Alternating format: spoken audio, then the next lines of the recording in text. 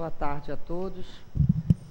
Que Jesus ilumine a todos nós na tarde de hoje, nessa casa abençoada, onde mais uma vez nos reunirmos para estudar o Evangelho, as passagens do Cristo e o ensinamento dessa doutrina.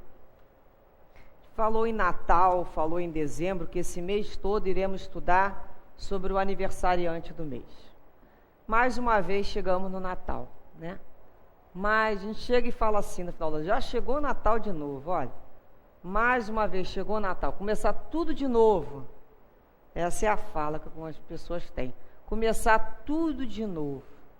Que bom, né? Que a gente está podendo recomeçar. Muitas pessoas gostariam da oportunidade de poder começar tudo de novo, sob um novo pensamento, uma nova ótica, uma nova perspectiva.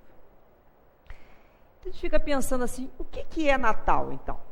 A maioria das pessoas. O que é Natal? O que significa esse mês de dezembro? As festas, o pessoal fala festa de fim de ano, festa de Natal. O que é Natal? Natal, de início assim, é o aniversário de Jesus, que se comemora dia 25 de dezembro. É o que a gente fala. Mas algumas pessoas têm mais interesse no dia 24. Dia 25 é o dia do aniversário de Jesus. Aí algumas pessoas vão falar assim, mas essa data não tem nada a ver. Diz que dia 25 do mês de dezembro não é correto, não. E não tem 2011 anos só, não. Está errado esse cálculo. Então, as pessoas, como estudioso, né, alguns historiadores falam que essa data não condiz à verdade em função de uma série de estudos feitos na Bíblia. E a gente fica pensando, que diferença faria para nós, que queremos na realidade comemorar o nascimento do Cristo? Nós precisamos encontrar uma data que nos reuníssemos em torno dessa ideia. É como aqui a casa de Leon Denis. Não se tem uma certeza qual dia de agosto que foi a primeira vez que a casa foi inaugurada. Não teve isso. Comemora-se geralmente, né, lá na última sexta-feira do mês de agosto. De preferência, geralmente próximo lá até o aniversário de Bezerra de Menezes. Mas não se tem uma data. Escolheu-se um momento para que juntos, unidos em pensamento, em torno desse objetivo, que é agradecer a Deus pelo nascimento do Cristo. Outra questão que a gente pode pensar assim, outros falam assim, Natal trata-se de uma convenção humana, coisa da criação do comércio. Serve muito para a exploração comercial e os excessos. É verdade mesmo. Se a pessoa não tiver claro na mente dela o que significa Natal, ela vai dar aso para quê? Para os excessos. Excesso na comida, excesso de bebida, excesso de compras. Realmente perdendo todo o objetivo do que a gente está se propondo a comemorar o aniversário do Cristo. Então a gente começa a imaginar, será que essa ideia do Natal, essa convenção que algumas pessoas dizem, é ideia só nossa, do plano de encarnado? Nós inventamos, só nós e o comércio? Ou será que isso é tão antigo e o próprio plano espiritual se reúne para a comemoração do natalício do Cristo? No livro Nosso Lar, Psicografia de Chico Xavier, na passagem lá do capítulo 32, Notícias de Veneranda, eles experimentam, né, a delicadeza dos parques, dos salões e da própria decoração do ambiente que ele se encontrava ali. E ele estava sentindo aquela coisa de falar, nossa, que coisa linda, que vibração gostosa. Então, a Narcisa vai explicar para André que é Veneranda, né, que organiza e cria ao processo educativo todos aqueles salões e aqueles ambientes próprios para estudo para os diversos ministérios. Quem já leu o livro, recorda, né, do ministro da Regeneração, os ministros visitantes, e ele fala aqui, olha, o mais belo recinto do nosso ministério é o destinado às palestras do governador. Né, o governador, quando vem o governador do nosso lar, ela destinou o local mais bonito. Então, ela aproveitou para agradá-lo, já que ele gosta de... Ele estima paisagem do gosto helênico. E lá ela fala, olha, agora, cada mês do ano, nessa sala, nesse salão, mostra cores diferentes, em razão das flores que se vão modificando em espécie de 30 a 30 dias. Então, de 30 em 30 dias, as flores vão modificando a espécie, logicamente vão mudando as cores. A ministra reserva o mais lindo aspecto para o mês de dezembro, em comemoração ao Natal de Jesus, quando a cidade recebe os mais formosos pensamentos e as mais vigorosas promessas dos nossos companheiros encarnados na terra e envia, por sua vez, ardentes afirmações de esperança e serviço às esferas superiores em homenagem ao Mestre dos Mestres. Então, o nosso lar, no mês de dezembro, é o mês mais bonito em função das flores escolhidas. É o momento que todo o plano espiritual também se aproxima com suas vibrações do nosso planeta. Então, não é coisa da nossa convenção humana, da nossa convenção comercial, quando nós percebemos, junto às vibrações de Natal, um desejo maior de dividir, um desejo maior de participar, um desejo maior de respeitar, de perdoar, de tolerar. Essa é a ideia do Natal. Esses sentimentos são mais acionados nessa época do ano, justamente pela presença mais próxima do Cristo junto à nossa esfera. É o mês que ele mais se aproxima do planeta diante das suas vibrações. É o mês mais propício para nos reunirmos em torno desse pensamento cristão. Aí se fala assim, mas como ter pensamento cristão?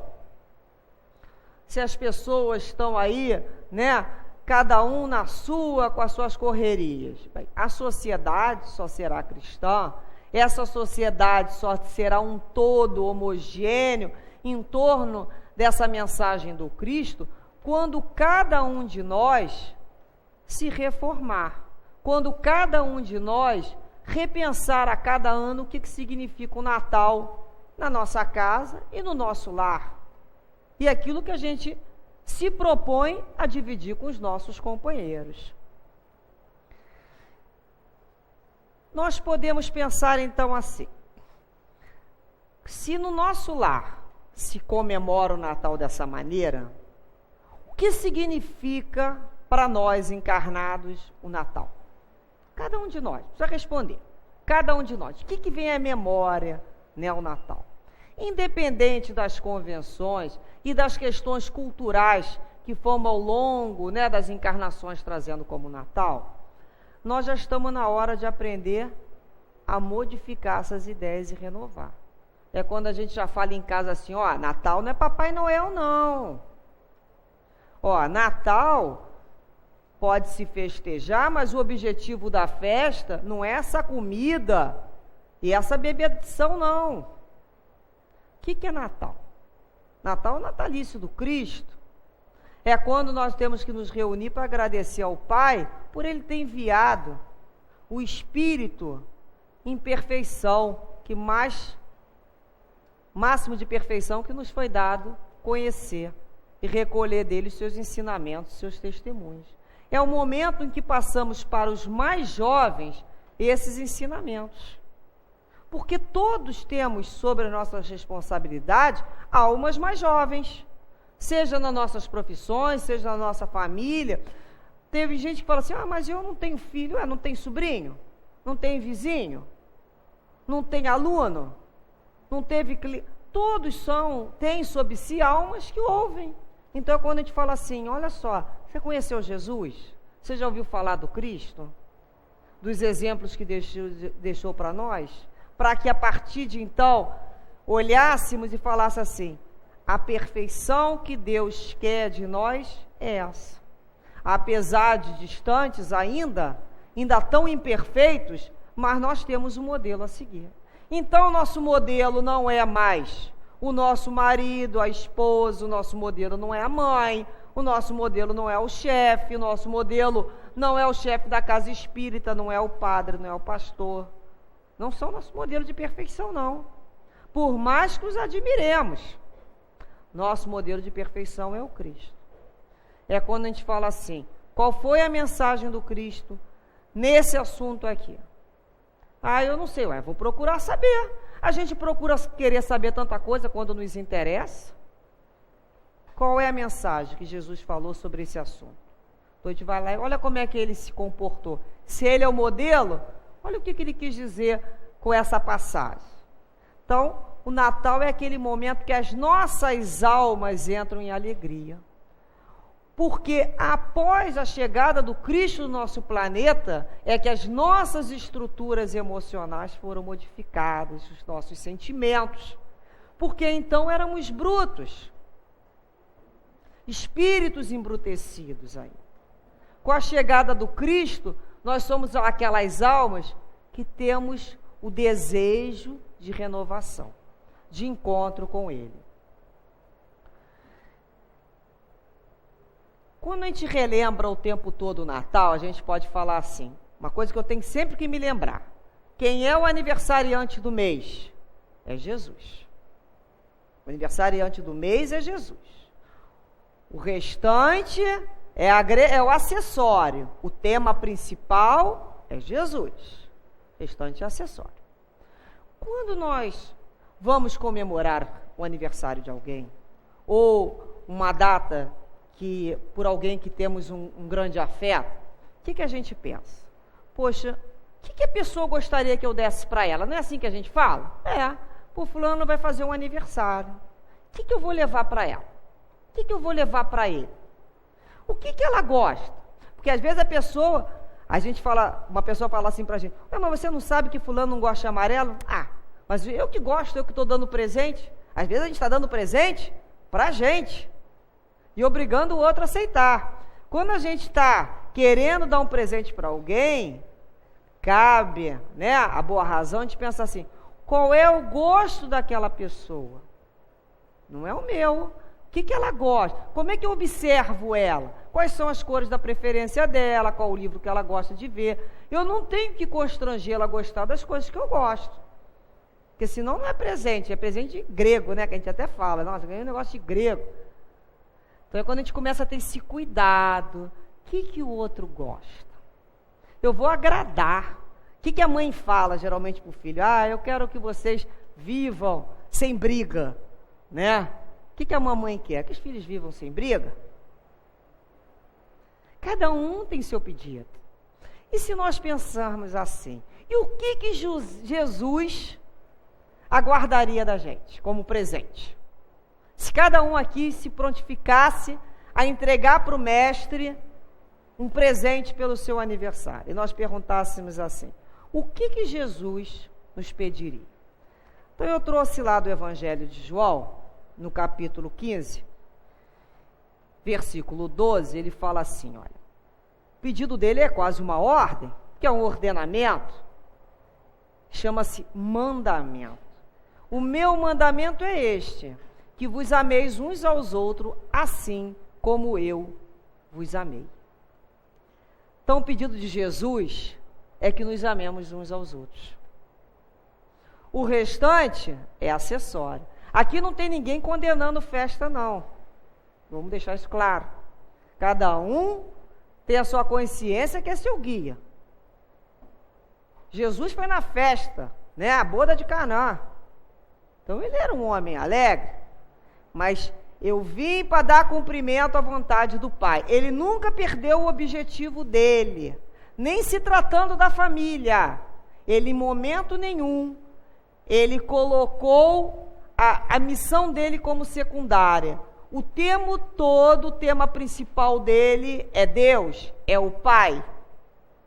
É o tema principal da vida dele.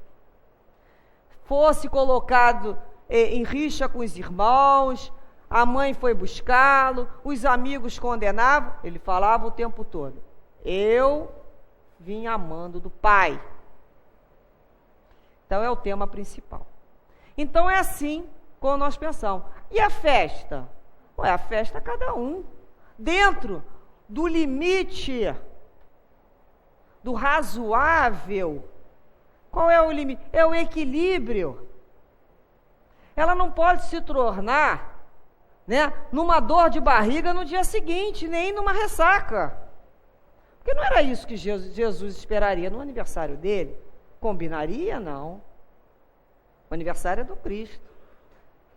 Então é quando a gente tem o tema central. O tema central nesse momento é Jesus. Bem, se o desejo do nosso mestre é a fraternidade verdadeira, é que aprendamos a ser um pouco mais tolerantes com o outro, respeitemos mais o outro, na maneira dele ser diferente da minha, e pare de constranger o outro a olhar a vida com os meus óculos e ler no livro que me importou, eu me torno uma pessoa mais tolerante. Qual é? Às vezes a gente pensa nesse amor, o amor incondicional de Jesus. Isso é o objetivo, isso é a chegada, isso é a finalidade. Mas para chegar a esse objetivo, existem passos iniciais. E o pórtico inicial do amor é o afeto, é o respeito. Respeitar o outro na sua diferença. Olha, eu não amo fulano ainda como Jesus me amou, mas eu já estou aprendendo a calar as minhas opiniões para que não venha feri-lo. Eu já compreendi que eu não sou dono da verdade. Na verdade é o Cristo, que até hoje não parou a função dele para me botar o dedo e dizer que eu estou errada, apesar de tantos erros que eu cometo. Se até hoje os meus mentores e guias espirituais estão ao meu lado me fiançando para que eu continue tentando, e a cada ano tentando, por que eu não vou dar oportunidade para o outro? É aquela história, eu caio 7, levanto 10. História não é chegar, história é saber levantar e recomeçar com Cristo. Essa é a fraternidade.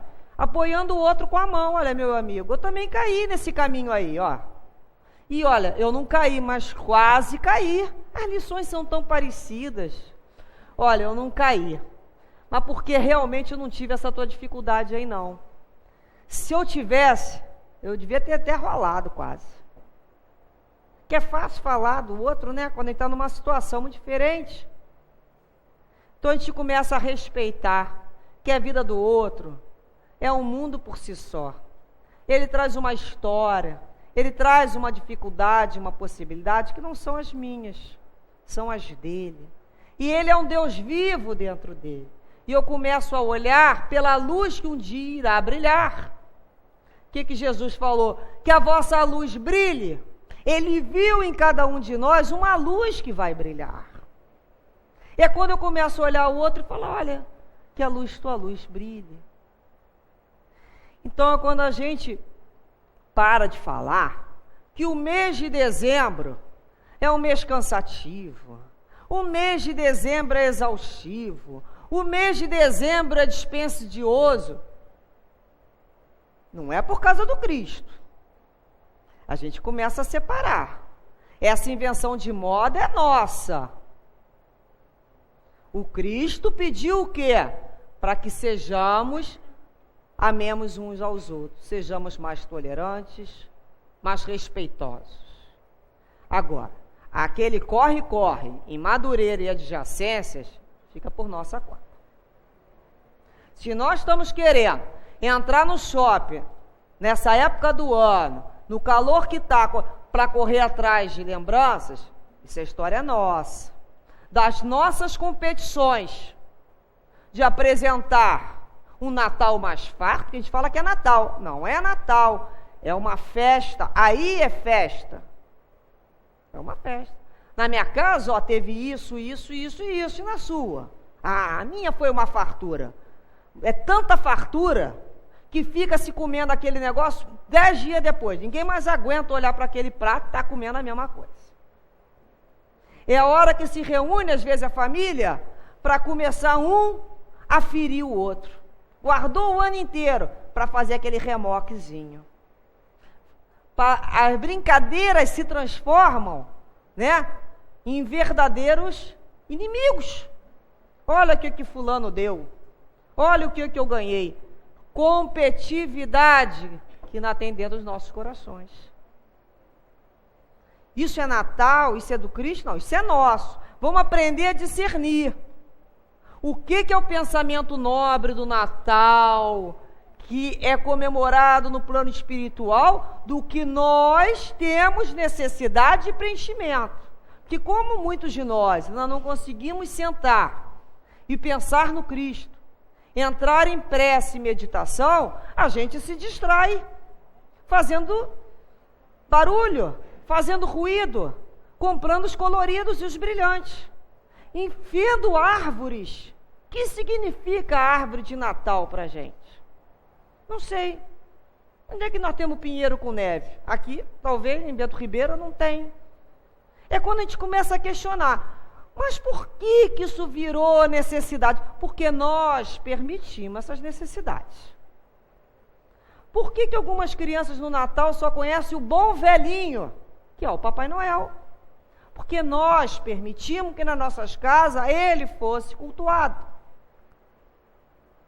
Porque nós, de alguma maneira, nos permitimos frequentar esses grupos dessa maneira. Nos permitimos entrar em dívidas financeiras para pagar aquilo que não podemos comprar. Porque temos as festas no final do ano, todas as roupas têm que ser novas, eu ouvi outro dia sapatos novos, os presentes, brinquedos que nem vão usar. Então, somos nós que somos espíritos ainda competitivos. Queremos competir. Quem deu o melhor presente, quem deu mais presente, quem fez mais comida, quem fez o mais gostoso. A festa é normal, ninguém está falando de mal de festa, vamos deixar sempre claro. Mas qual é o objetivo? Vamos nos reunir lá em casa? Lógico, vamos fazer, né, um jantar para nos... Vamos cada um trazer um negócio, mas o principal não é o que se vai comer, não é esse alimento, é o que nós estamos aqui fazendo junto. Não é momento para se trazer rixas familiares, não é momento para essas competições, é momento de celebrar o nascimento do Cristo. Esse é o tema principal. Todo o restante vai ser acessório. Se vai ser vermelho, verde, dourado, isso não tem a ver com Jesus. E às vezes se perde-se tanto tempo, realmente, em tantas compras, ou percorrendo, né, o que se diz, trechos do mês de dezembro. Festas que não acabam mais. Amigo oculto que também não acaba mais, né? Cada um tem que levar um negócio, cada um tem que comprar um negócio. Aquilo já começa a virar um... Ai, que canseira! Como o Natal me cansou e me deixou endividado e vazio. E que o Natal me deixou? Não pode o Natal deixar vazio. É quando a gente começa a questionar, peraí, está acontecendo alguma coisa errada. Eu troquei o acessório pelo principal.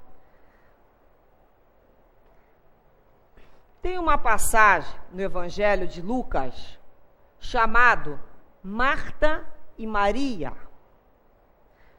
Então Jesus entrou num povoado, e certa mulher chamada Marta hospedou-o na sua casa. Tinha ela uma irmã chamada Maria, e esta quedava-se assentada aos pés do Senhor a ouvir-lhe os ensinamentos. Maria ficava sentada ouvindo Jesus falar. Marta agitava-se de um lado para o outro, ocupada porque ela tinha muitos serviços. Então ela se aproximou de Jesus e disse: Senhor, não te importas que a minha irmã tivesse deixado que eu fique a serviço sozinha. Ordena-lhe, pois, que venha ajudar-me. Só ela trabalhava, Marta. E Maria sentada, ouvindo Jesus. Então ela vai falar com Jesus. Não te importa que só eu trabalhe? Mande que ela venha me ajudar. Eu estou ocupada. Olha o que Jesus responde. Marta, Marta, anda inquieta e te preocupas com muitas coisas. Entretanto, pouco é necessário, ou mesmo uma só coisa. Maria, pois, escolheu a boa parte, e esta não lhe será tirada.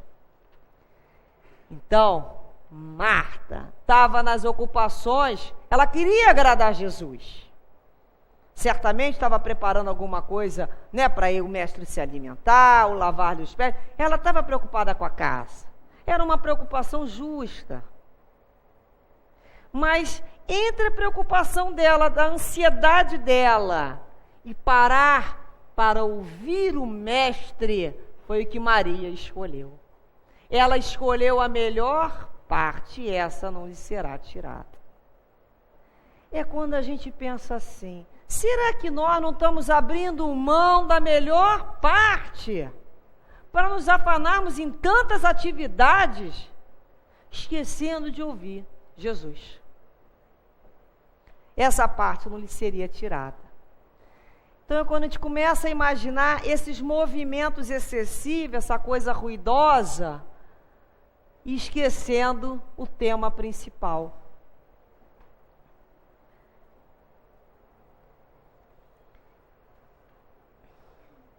No Evangelho, segundo o Espiritismo, no capítulo 9, Bem-aventurados que são mansos e pacíficos, o item 8, tem uma mensagem do Espírito Lázaro.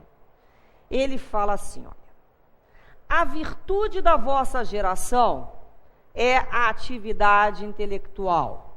Seu vício é a indiferença moral. Então, a virtude, toda geração, a nossa virtude, o que nós temos de melhor é a atividade intelectual.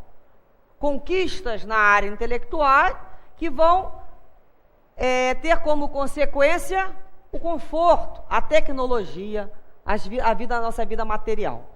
Em compensação, o nosso vício é a indiferença moral. Essa página de hoje, do Emmanuel, retrata justamente a atividade intelectual e perdendo pela indiferença moral. Separei o último trechinho, que diz assim, olha, e ainda agora, quando te comemoramos o natalício, louvamos o teu nome em torno da mesa farta, trancando inconscientemente as portas do coração aos que se arrastam na rua.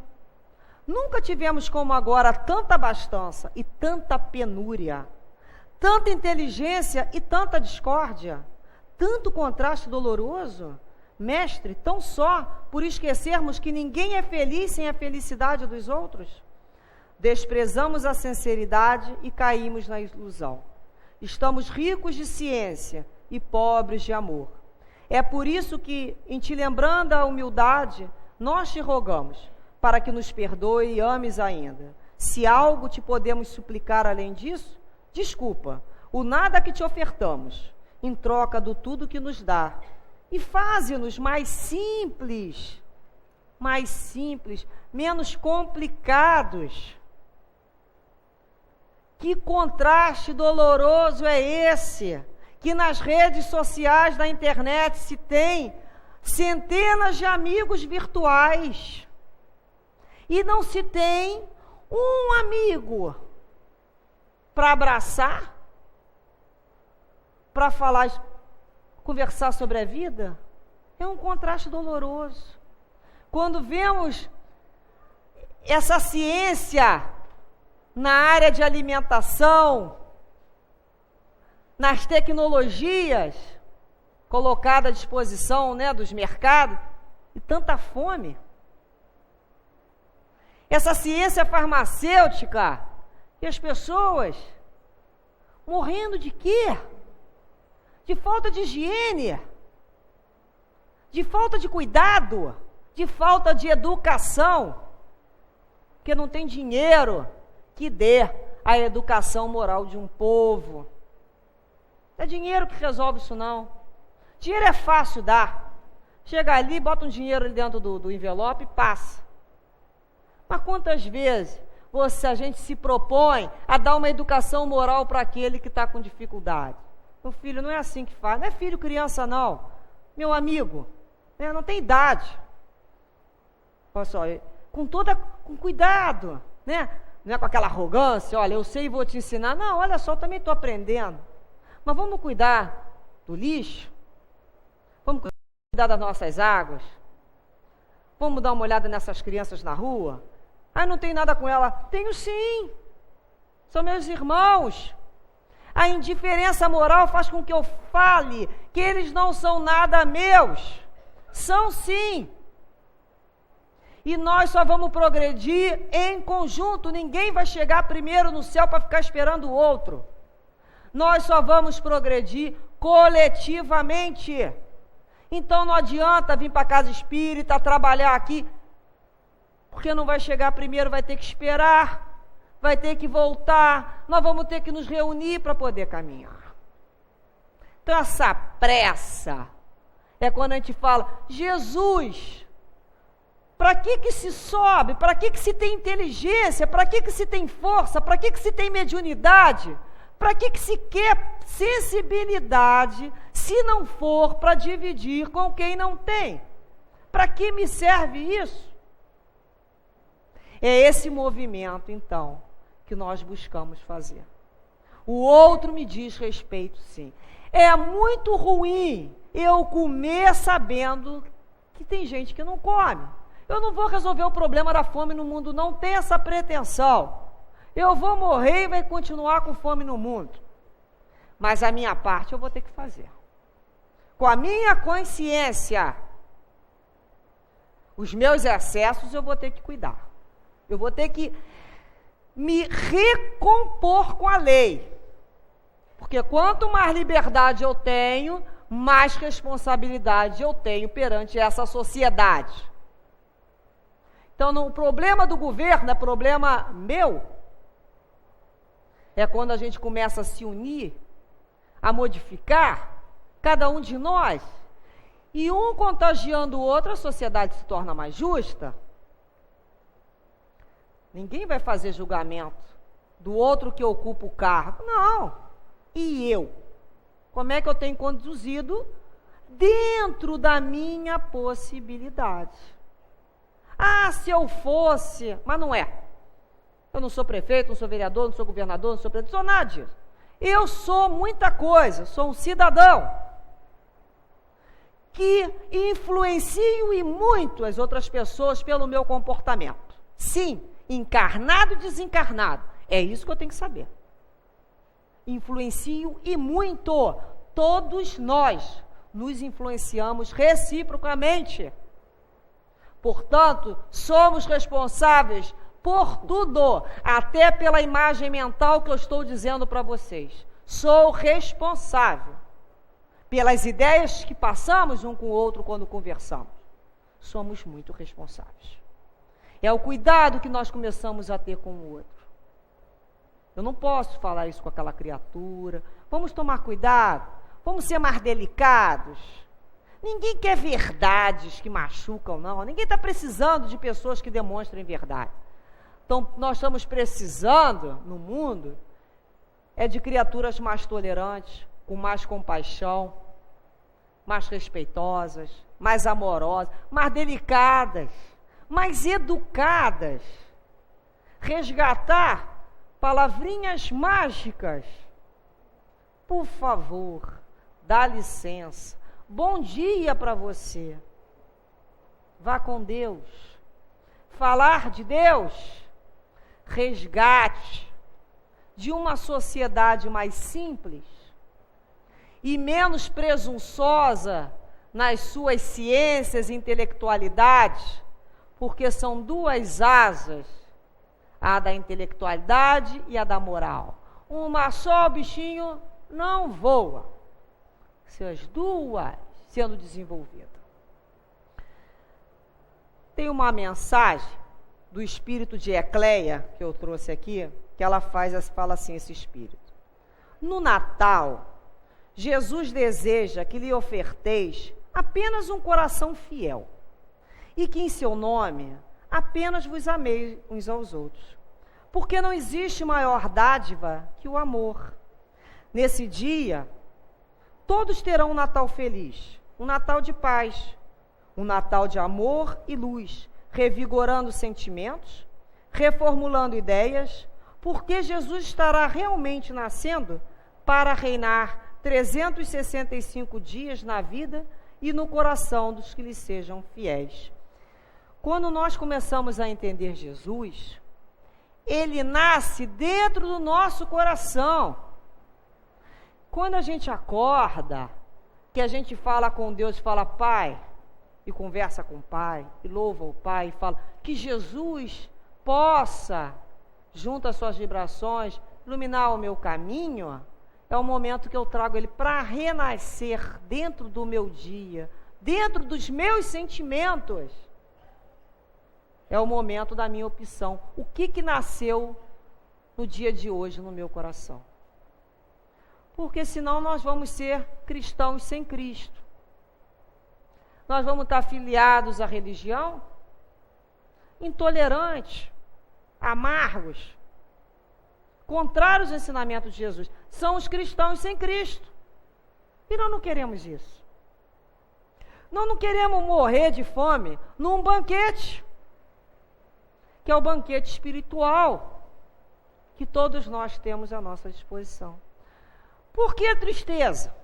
Por que depressão? Por que os sofrimentos, se nada mais é do que fome diante de um banquete celestial? O alimento está aí.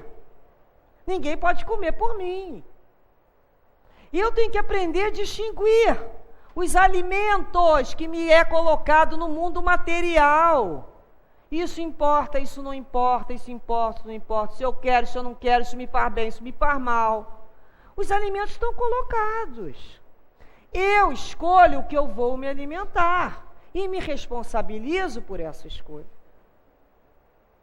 Então, a paz do Cristo, Ele nos deu. Mas se nós preferimos buscar outro tipo de alimento, que é o do caos, o da confusão, o das opiniões pessoais, o dos orgulhos, da vaidade, dos pontos de vista, meu ponto de vista é mais inteligente do que o teu, o meu ponto de vista é muito mais sábio, o ponto de vista... Se nós preferimos isso, queremos ficar com a razão e não escolhemos um momento de paz. Então, a doutrina espírita no Natal, quando nos propicia, junto a esses mentores e guias espirituais, acionar e nos oferecer atividades que nos renovem a fraternidade, a solidariedade, o encontro. Não vamos, nos quitar num único mês. Mas quando esse movimento impulsiona em nosso coração, vamos nos permitir levar. Vamos falar assim, olha, uma vez no ano eu consigo ser uma pessoa mais tolerante. É um caminho, é um passo, é um processo. Uma vez por ano, eu vou abrir minha casa para aquele parente que eu tenho dificuldade. Por que não, de presente para Jesus, fazer as pazes com aquele meu irmão que eu estou lá com uma dificuldade já há meses? Olha que presente bonito. Olha, de presente para Jesus, esse mês eu não vou reclamar de nada do que eu tenho na minha vida. Nem do marido, nem do filho, nem do trabalho. Olha que presente. Eu vou olhar o outro com os olhos mais benevolentes. Qual é o olhar do Cristo? Jesus, quando descia Jericó, encontrou um cachorro caído. Essa é uma história que o irmão X conta. Um cachorro caído e morto. E lá os seus apóstolos falaram assim, nossa, que cachorro morto. Feio essa cena. Jesus falou assim, mas reparaste que belos dentes tem este cão? ele sempre busca o que tem de belo, porque sempre tem o que é de belo. Não tem nada que não exista o belo, porque o belo faz parte da criação de Deus. Não tem como Deus ter feito alguma coisa isento do belo, do bom. Pode estar lá em estado latente. Quantas vezes nós mesmos nos modificamos enquanto o outro nos viu que nós tínhamos de bom, que nós mesmos não acreditávamos. E o outro falou, nossa, você é bom nisso, você faz isso direitinho. A gente se empolga e precisa acreditar em algo que nos dê um alento para continuar. Não é mais dizer o que eu não sirvo, porque eu não sirvo eu sei. O que eu não tenho de bom também sei de qual é salteado. Mas será que às vezes sincero, não é aquela jogada de purpurina, né? O fato que se fala. É aquela coisa sincera. O que esse meu irmão tem que realmente eu admiro? Será que eu não posso oferecer isso para ele? Como presente para Jesus? Será que eu não posso, na reunião familiar desse ano, me preocupar em abraçar as pessoas, a olhar nos olhos delas, a abraçar? A gente passa numa correria que a maioria de nós não sabe o nome do vizinho, não grava nem o rosto. É quando fala assim, qual é a parte que a gente está abrindo mão? Será que não é a principal? Nós estamos aqui para aprender a sermos mais afetuosos, mais benevolentes. E esse coração só vai poder perder o cristal do orgulho, da vaidade, da indiferença, pelo exercício. Eu não vou chegar de uma hora para outra e vou falar assim, olha, hoje eu acordei e amo. Não é assim. Não é uma nuvem que vai cair parar na minha cabeça e chover amor para eu aprender a amar. Eu vou buscar esse exercício. Eu vou buscar através do respeito, através da tolerância, arrumar a lente da minha visão para uma cor mais suave e olhar o outro. Olha como ele tem isso aqui de legal. Eu não gosto dele ainda, mas tem gente que gosta. Aí eu vou ter que aprender. Esse é o caminho que eu vou ter que encontrar aí. O que Jesus, quando a gente fala de Jesus, e o que Jesus falou dele mesmo? O que Jesus disse de si pelo próprio Evangelho?